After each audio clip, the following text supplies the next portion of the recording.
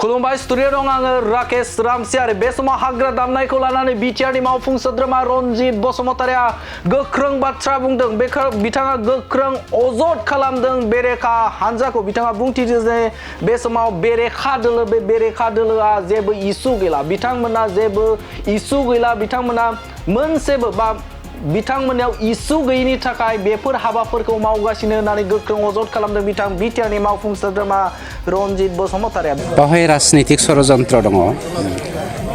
दिनै अपोजिशनहा खुनु लामा गैला खुनु माने मा होनो कारन गैला जे अपोजिशना पजिशननि एगेन्स्टै गसंनो हानाय बाथ्रा बुंनो हानाय बिथाङा अजद खालामदों जे बे समाव बेरेखा दोलोआ पजिशनाव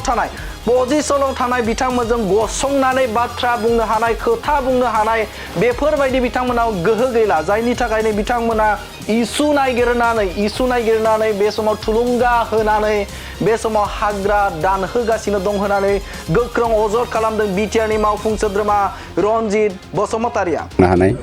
जायनि जाहोनाव मानसिफोरखौ थुलुंगानानै थुनज्लायनानै जोंनि जा हारि दानायनि थाखाय गेरेमसा हारि दानायनि थाखाय बड'फानि होलांनाय मोन्थोर बे मोन्थोरखौ नोजोर बोनानै जोङो मा होनो नेशनेल पार्क जों गायसनदों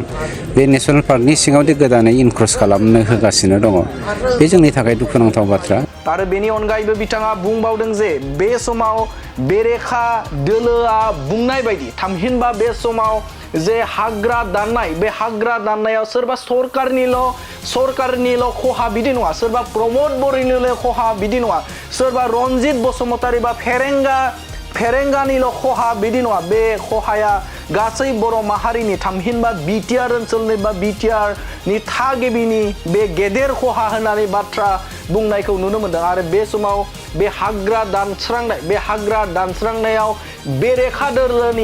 बेरेखा दोलोनि आखाइ दं होननानै गोख्रों अजद खालामदों बिथां बिटिआरनि मावफुं सोद्रोमा रनजित बसुमतारिया गोबां प्रमान दं जायनि जाहोनाव आंथ' बुङो अपोजिशननि मानसिफ्रा दिनै हादानावहाय मानसि थोननानै हाग्रा हाजिरा हादान होनानै बेवहाय गय गायहैनाय दं माबा माबि गायहैनाय जोंनाव फोरमान जथाय आरो बे समाव राजखान्थियारि बिथिंजों बिथाङा बाथ्रा बुंथिदों जाय बिथांमोना बे हाग्राखौ लानानै राजखान्थियारि खैसार खालामदों बे खैसार खालामग्रा बिथांमोनखौ गोख्रों बाथ्राजों बुंनायखौ नुनो मोनदों बिथाङा बुंथिदों जे बे समाव बेरेखा दोलोआ बेफोरखौ राजखान्थि खालामनानै जेबो मुलाम्फा गैया होननानै बाथ्रा बुंथिदों आरो बे समाव प्रमोद बर' दैदेननाय थामहिनबा बिटिआर सोरखारा रायजो राजा आरो जोंनि सम्पदखौ मोजां मोननानै बिटिआर ओनसोलनि हाग्राखौ रैखाथि होनो थाखायनो बे समाव मोननै नेशनेल पार्क बे समाव फोसावदों थामहिनबा बे समाव रैखाथिनि थाखाय बे समाव गायसनदों होननानै बाथ्रा बुंथिदों बिथां बिटिआरनि मावफुं सोद्रोमा रनजित बसुमतारिया आरो बे समाव बिटिआर ओनसोलनि हाग्रा ओनसोलखौ रैखाथि होनो थाखाय बिटिआर ओनसोलनि जिब जुनार हाग्रा ओनसोलफोरखौ दंफां लाइफांफोरखौ रैखाथि होनो थाखायनो बे समाव बिटिआरनि मोनसे बा बिटिआर सोरखारनि मोनसे गिदिर फोसावथाय बे जाहैबाय माहारियार पार्क मोननै नेशनेल पार्क बे समाव फसंदों आरो बेनि अनगायैबो वाइल्ड लाइफ आरोबाव फोसावबावनो थांगासिनो दङ होननानै बाथ्रा बुंथिदों बिथां बिटिआरनि मावफुं सोद्रोमा रनजित बसुमतारिया आरो बे समाव बयखौबो रैखाथि होनो थाखाय खावलायदों आरो जाय बिथांमोना बेरेखा दोलोफोर बे बेरेखा दोलो बिथांमोनखौबो गोजानाव थानो थाखाय खावलायदों बिटिआरनि मावफुं सोद्रोमा रनजित बसुमतारिया आरो बिथाङा गोख्रों अजद खालामबावदों जे जाय बिथांमोना बे समाव बे बाथ्राखौ थामहिनबा बे समाव समाजारि बिजोङाव बायदिसिना बाथ्रा बुंबाय दं बिथांमोननि सायावबो बिथाङा बाथ्रा बुंनायखौ नुनो मोनदों बिथाङा बुंथिदों जे बेरेखा दोलोनि बेफोरबायदि हाग्रा दानस्रांनाय आरो माखासे आयेन बेरेखा खामानि मावनायनि आंनि आखायाव फोरमान दं होननानै बाथ्रा बुंदों बिथां रनजित बसुमतारिया बिथाङा बुंथिदों जे आंनि आखायाव दिनैसिम बा दिनैनि खालाराव हाजिरा होनानै बे समाव हाग्रा दानस्रांहोनाय आरो गय गायनाय बेफोरबायदि फोरमान दङ आंनि आखायाव फोरमान दङ होननानै बाथ्रा बुंथिदों बिथां बिटिआरनि मावफुं सोद्रोमा रनजित बसुमतारिया आरो बिथां रनजित बसुमतारिया बुंथिबावदों जे बे समाव जाय रायजो राजाफोर थामहिनबा साधारन रायजो राजाफोर दुखिया रायजो राजाफोर बिथांमोनखौ बेफोरबायदि थुलुंगा होनानै जे हाग्रा दानस्रां होदों बे दानस्रां होनायनिफ्राय गोजानाव थानो थाखाय खावलायदों बिथां बिटिआरनि मावफुं सोद्रोमा रनजित बसुमतारी बे समाव नोंथांमोननो बिथाङा बाथ्रा बुंनायखौ नोंथांमोननि गेजेराव होबाय गोजोन्थों बावहाय राजनितिक षड़यन्त्र दङ दिनै अपोजिशनहा खुनु लामा गैला खुनु माने मा होनो कारन गैला जे अपोजिशना पजिशननि एगेन्स्टै गसंनो हानाय बाथ्रा बुंनो हानाय जायनि जाहोनाव मानसिफोरखौ थुलुंगानानै थुनज्लायनानै जोंनि जा हारि दानायनि थाखाय गेरेमसा हारि दानायनि थाखाय बड'फानि होलांनाय मोन्थोर बे मोन्थोरखौ नोजोर बोनानै जोङो मा होनो नेसनेल पार्क जों गायसनदों बे नेसनेल पार्कनि सिङावदि गोदानै इनक्ल'ज खालामनो होगासिनो दङ बे जोंनि थाखाय दुखुनांथाव बाथ्रा बे दुलाराय बर' हारि आरो बिटिसि ओनसोलाव थानाय गासै जाथि जनगोष्ठीनिनो खहा बियो सोरबा प्रमद बर' बिथाङा शिफ जादों होननानै बिथांनि एगेन्स्टै थांनानै सोरबा फेरेंगानि एगेन्स्टै थांनानै खामानि मावनाय माने हारिनि बेरेखायै खामानि मावनाय बेवहाय बेहाबो जायहा थुनज्लायदों जायहा मावहोदों बेहाबो खहा दं दुलाराय समाजानो खहा दं दुलाराय हारियानो खहा दं सार जायगाफोरखौ सन्देह खालामनायफोर सोरबा दं आंनाव प्रमान दं आंनाव बिसोरो जेरै राजखान्थि गेलेदों बे प्रमानखौ लानानै जोंबो राजखान्थि गेलेनो नायबाय जोङो खिन्थु हारिखौ लानानै राजखान्थि गेलेया बै राजखान्थिगिरिफोरनि सायावसो जों राजखान्थि गेलेगोन गोबां प्रमान दं जायनि जाहोनाव आंथ' बुङो अपोजिशननि मानसिफ्रा दिनै हादानावहाय मानसि थरनानै हाग्रा हाजिरा दान होनानै बेवहाय गय गायहैनाय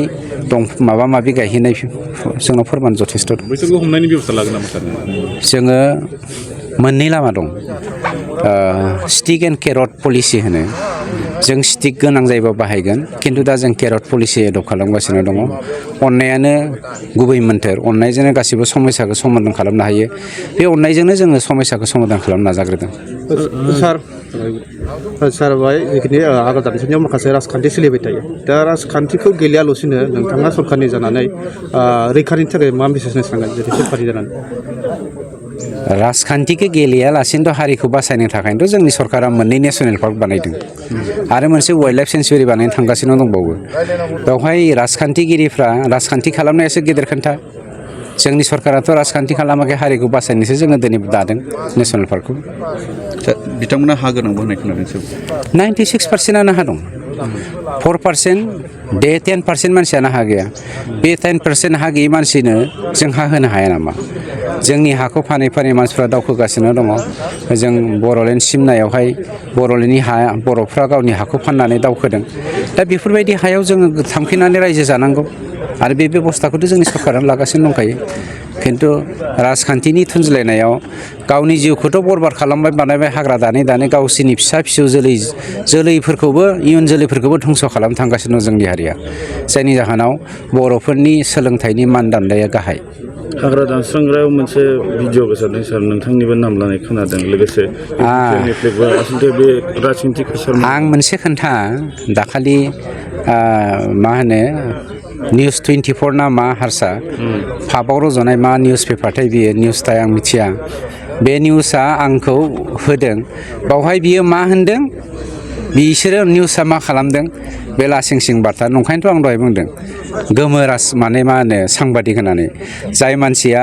राजखान्थि गेलेनो थाखाय सांबादिकता खालामदों सांबादिकनि केरेक्टार्सआ मा बिनि मावनांगौ खामानिफ्रा मा बेखौ मिथियालासेनो जुदि हारिखौ फोजोबस्रांनो थाखाय खामानि मावो बिदिखौ जोङो गोमो राजखान्थि माबा मा होनो सांबादिक होननानै बुङो गतिके गोमो खौरांगिरिनिख्रुइ गाज्रिसिन खौरांगिरि गाज्रिसिन जोलैनि हांगार प्रिथिबियाव गैया जाय खौरांगिरिया गोमो खौरांगिरि हिसाबै खामानि मावगोन बेयो बयनिख्रुइ देरसिन जोलैनि हांगार सिफायखांनाय जिखिनि हाग्रा थानाय बेखौ लांना दोननाय बेखौ मा खालामनो सानदों नोंथांनि जि नेसनेल पार्क बे नेसनेल पार्कआनो खालामफिननो साननायनि खोन्थायानो गैया नेसनेल पार्कआ नेसनेल पार्क हिसाबैनो थागोन गतिके नेसनेल पार्कनि बाहेरायावहाय जाय रायजो एसे सिगाङावनो माखासे जिखिनि लांना दोननाय बेखौ राननानै होगोन बेनि खेथ्रआव नङा बेथ' नेसनेल पार्कनो नङा नेसनेल पार्कनि बाहेरायावसो जों दोनगोन नेसनेल पार्कआ मोननै दङ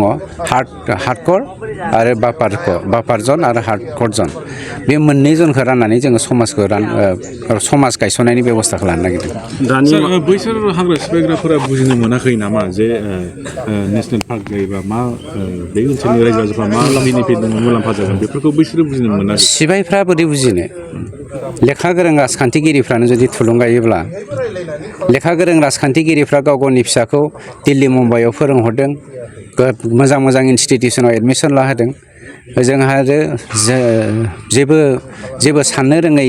लेखा रोङै मानसिफ्रा हाग्रा बंग्रायाव गावनि फिसाफोरखौ बरबाद खालामनायनि गेजेरजों गावनि जिउखौबो बरबाद खालामगासिनो दङ गतिके बिसोरखौ जों दुसिनानै लाब गैया।